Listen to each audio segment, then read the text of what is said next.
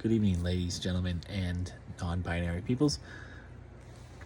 This is Brownson's by any means necessary fantasy basketball talk for Monday, October 24th. This is my first basketball video of the year. I won't be doing many, but I do think that since the season started and it's the first week,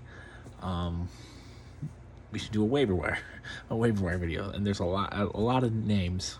I could have probably put more than I did, but I went 16 deep of some players that are available in most formats in 50% of leagues or more, who probably should be added. So I broke it down by position. We got guards, we got forwards, and centers. So if you're needing some help, I got a lot of options for you. I know that I'm personally already dealing with a lot of injuries in some leagues, so a lot of these names will be beneficial. Let's start with the center, since I have the least amount of those. I have 4 centers. So let's start with Kelly Olynyk of the Jazz. The Jazz are off to a very surprising start. We'll see how long this lasts. Kelly Olynyk is definitely trade bait. Kelly Olynyk does this a lot. When he's given the opportunity, he's a very productive fantasy player. It's just he doesn't always get the opportunity. So Kelly Olynyk is probably the top target at center, I'd say. And then Precious Achiuwa, boy, is he grabbing a lot of rebounds right now. He just had 22 boards tonight. A new career high for him and a Toronto record for rebounds by a player coming off the bench. So if you need some rebounds, Precious Achiuwa is going to get them for you. And then we got Brook Lopez, who's healthy. We all kind of forgot about Brook Lopez, but Brook Lopez does his thing. He's a very unique center. He gets a lot of three-pointers and a lot of blocks. Not so many rebounds. So he's a good enough player. He can definitely help you in leagues, probably more category leagues than points leagues, but he's useful in both. And then Bol, I'm really excited to see Bol playing really well. He's one of my favorite guys. I'm glad he's finally getting a chance. It sucks that it's coming at the expense of Mo Bamba. I thought Mo Bamba was stupid to re-sign with Orlando, and that's proving to be true. Mo Bamba, if he's on your roster, you probably should drop him. He's not going to be useful unless he gets traded. So, or unless, God forbid, some of these guys in front of him get injured. I really like what Orlando's got down there. I like a lot of the pieces they have. I'm hoping it all works out for them.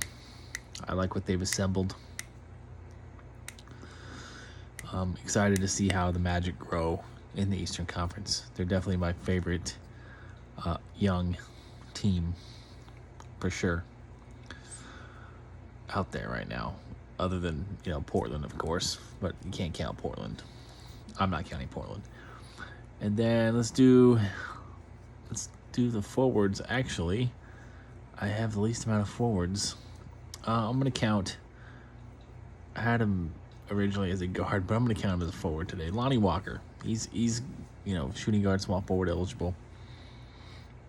But he's off to a really fantastic start for the Lakers. Lakers gave him a lot of money to do what he's doing right now. The Lakers are still terrible. The problem is they gave Lonnie Walker too much money. I'm glad to see Lonnie Walker finally getting the opportunity. Lonnie Walker is a guy I've liked for a long time. The problem is Lonnie Walker can't really shoot. That's the Lakers' problem. But Lonnie Walker is producing. He's going to get the minutes consistently this year to continue to play like he is. He's not going to be in Greg Popovich's doghouse anymore. Lonnie Walker can be a very useful wing for you. And then I'm also going to move Terrence Ross up here to forward. He's shooting guard, small forward eligible as well. But he is surprisingly in the starting lineup. Excuse me. In the starting lineup for Orlando. That may not last for long. Jalen Suggs is eventually going to come back. Markelle Fultz is eventually going to come back. the dynamic in that Orlando backcourt is going to change. But Terrence Ross is definitely a hot hand to ride right now. He's one of the more efficient, or I shouldn't say efficient, effective offensive weapons, especially from the three-point line, that you're going to be able to find. And then some other forwards. Jaden McDaniels off to a really great start as the fourth option for the Timberwolves.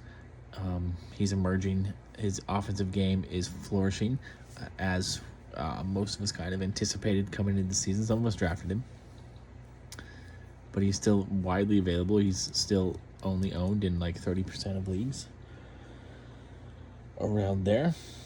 So his ownership should definitely go up. He's playing really well, and I think it's going to continue all season. And then Usman Garuba, he provides a lot of well-rounded statistics that could really help you in a categories league, most especially. I'm trying to hold this phone and not cover the microphone, but it's really uncomfortable to hold it like this. I like cradling it in between my pinky and my fingers, but then my pinky ends up blocking the microphone. So Usman Garuba is not gonna do great in any one category, but he does get a lot of steals. I think he got 4 steals. Was it tonight or yesterday? Whenever they last played, he got 4 steals, which is quite fantastic. He's gonna be a defensive guy. He's not really ever gonna score a lot for you, but he can provide a lot of categorical contributions. And then LeGuent Stort, doing what he always does. He's very underappreciated. LeGuent Stort. He's one of my favorite players as well. I wish he would have got out of Oklahoma City so I could really root for him. But he's a useful wing for you as well. His game is just not super fantasy friendly. I think that's why we underappreciate him in the fantasy community. He's he's a better real life player than fantasy player. Hopefully his game, as he gets older, can get more well rounded. But if you need some 3-pointers, you need some points, you need some defense, you need some steals, LeGuent Stort is a useful option for you. And then for the guards, let's start with point guards. Really only have one point guard. That's Dennis Smith. Dennis Smith was out of the league last year, and then Charlotte gave him a chance this offseason, and he's really flourishing. He's getting a lot of minutes with LaMelo Ball injured, and he not only flourishing, he's playing really, really well. I don't know what the hell's going on in my kitchen. They're making a lot of fucking noise, though.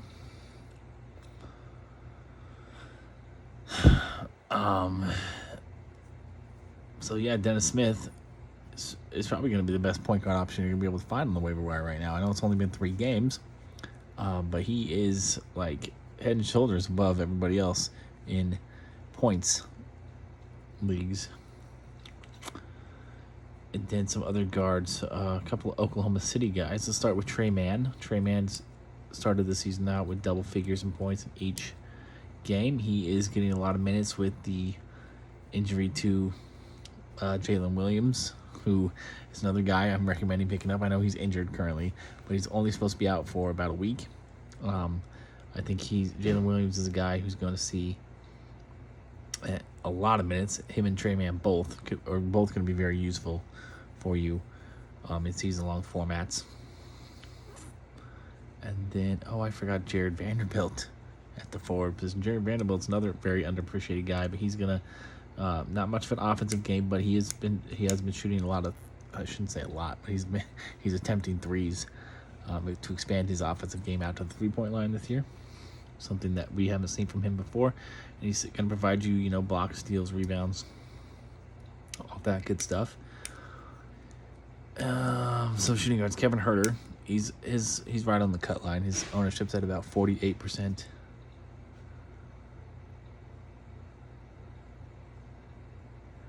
I'm about to go out there and see what the hell's going on. Kevin Huerter looks like the starter for Sacramento at off guard. So he's going to be, I think this is going to really be a breakout year for him.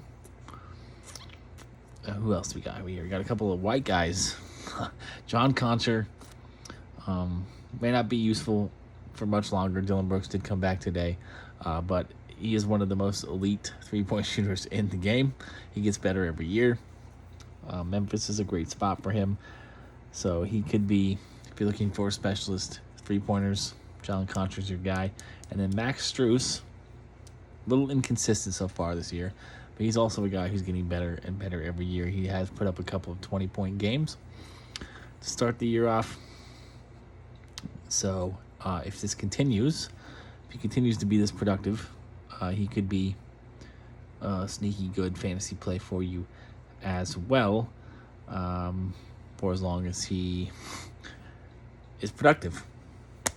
All right. You might even just go back and forth every other game with Max Strus. Just play the wire with him, but like I said, there's a lot of injuries so far already, so that we're dealing with. So that's what the injured list is for, to fill it up, and then get some players who can be short-term assets for you in the meantime until your regular guys are healthy. Or if your regular guys prove to be unproductive, then you drop them and keep these guys that I just named off for you. All right, so that's it. I'll do the football waiver wire video tomorrow, or it might actually be after midnight now. I don't know. I know I'm pretty close. So later today, I'll do the NFL waiver wire video. And congratulations to James Robinson getting traded to the Jets. He's now a very valuable fantasy asset once again. And Travis Etienne will also finally be able to live up to the hype that he had coming into the NFL when he was a first-round draft pick last year, and then coming into this fantasy season that he hasn't really been able to live up to yet because he's been splitting time with James Robinson. Unfortunate for Breece Hall. He was having an outstanding year. He looks like he's going to be really good. Future Hall of Famer at the position. Kind of reminded me a lot of Marshall Faulk.